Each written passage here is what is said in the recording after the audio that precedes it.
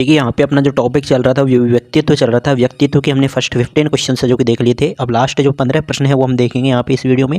तो सभी विद्यार्थियों को इन क्वेश्चंस को देखना है, क्योंकि देखिए हम यहाँ पे इस चैनल के माध्यम से आपको चैप्टर वाइज आपको जो मनोविज्ञान है उसके क्वेश्चन है जो कि प्रोवाइड करवा रहे हैं। उसमें आज आपका जो चैप्टर चल रहा है वो व्यक्तित्व चैप्टर चल रहा है, जिसके हम 15 प्रश्न देख चुके हैं। अब अगले 15 प्रश्न है जो कि देखते हैं। देखिए पहला प्रश्न जो कि यहाँ पे है वो पूछा गया है कि कौन सा सिद्धांत व्यक्त करता है कि मानव मस्तिष्क एक बर्फ की बड़ी चट्टान के समान है, जो कि अधिकांशतः छिपी रहती है एवं उसमें चेतन के 3 स्तर हैं। ऑप्शन है यहाँ पे गुण सिद्धांत, प्रकार सिद्धांत, मनोविश्लेषणात्मक सिद्धांत और व्यवहारवादी सिद्धांत। तो यहाँ पे इसका राइट आंसर क्या होगा? इसका राइट आंसर होगा मनोविश्लेषणात्मक सिद्धांत। यानी कौन सा सिद्धांत कौन सा सिद्धांत व्यक्त करता है? आपके मनोविश्लेषणात्मक जो सिद्धांत है वो व्यक्त करता है कि मानव मस्तिष्क है वो क्या है, एक बर्फ की बड़ी चट्टान के समान है। अगला प्रश्न हम देखते हैं यहाँ पे 17वां।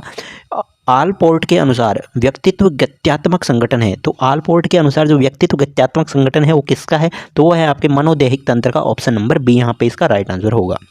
18वां प्रश्न है G.W. ऑलपोर्ट द्वारा प्रतिपादित व्यक्तित्व के सिद्धांत को कहा जाता है। तो उसको क्या कहा जाता है? इसको कहा जाता है सील गुण सिद्धांत। ऑप्शन नंबर सी।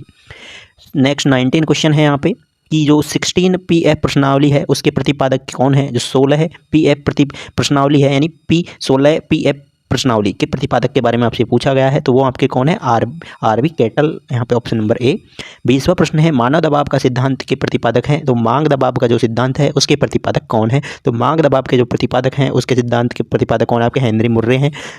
जो मांग दबाव का सिद्धांत है उसके प्रतिपादक कौन है? Henry Murray. चलिए आगे हम देखते हैं। हम यहाँ पे जो आपके अगला प्रश्न है 21 नंबर प्रश्न में पूछा गया है व्यक्ति इतिहास विधि यानी केस स्टडी के जो प्रतिपादक हैं वो कौन है? तो व्यक्ति इतिहास विधि यानी केस स्टडी आपकी एक फाइल भी चलती है। तो केस स्टडी के जो प्रतिपादक हैं वो कौन है आपके? वो है आपके टाइडमैन। Option number B. देखिए स्वप्न विश्लेषण विधि व्यक्तित्व मापन की एक विधि है।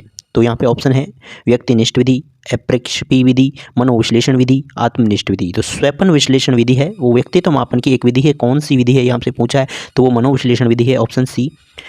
23 नंबर पूछा गया है कि प्रासंगिक अंतर्बोध परीक्षण में कुल चित्रित कार्ड की संख्या कितनी है? तो यहाँ पे पूछा गया है, इसका राइट आंसर होगा यहाँ पे 30। Option number B. आगे देखिए यहाँ पे 24 नंबर प्रश्न है कि TAT का भारतीयकरण किसने किया था? तो जो TAT है उसका भारतीयकरण किसने किया था? उमा चौधरी ने किया था। ऑप्शन बी सी यहाँ पे इसका राइट आंसर होगा यहाँ पे उमा चौधरी। आगे यहाँ पे 25 नंबर प्रश्न पूछा गया है कि रोड सार्क आपके स्याही धब्बा है परीक्षण है उसका व्यक्तित्व परीक्षण का कौन सा प्रकार है? तो यहाँ पे कौन सा प्रकार है ये पूछा गया है, ये है आपके प्रक्षेपी। Option A. आगे यहाँ पे 26 नंबर प्रश्न है कि स्याही धब्बा परीक्षण IBT में कुल कार्ड की संख्या कितनी है? तो स्याही धब्बा परीक्षण है उसमें जो कार्ड की संख्या है वो कितनी है? तो वो आपके हैं आपके 10। ऑप्शन ए यहाँ पे इसका राइट आंसर होगा। आगे 27 नंबर पूछा गया है वाक्य अथवा कहानी पूर्ति परीक्षण SCT का प्रतिपादन है वो किसने किया था? वो किया था आपके पाइन एम टेंडर ने। ऑप्शन डी यहाँ पे इसका राइट आंसर होगा।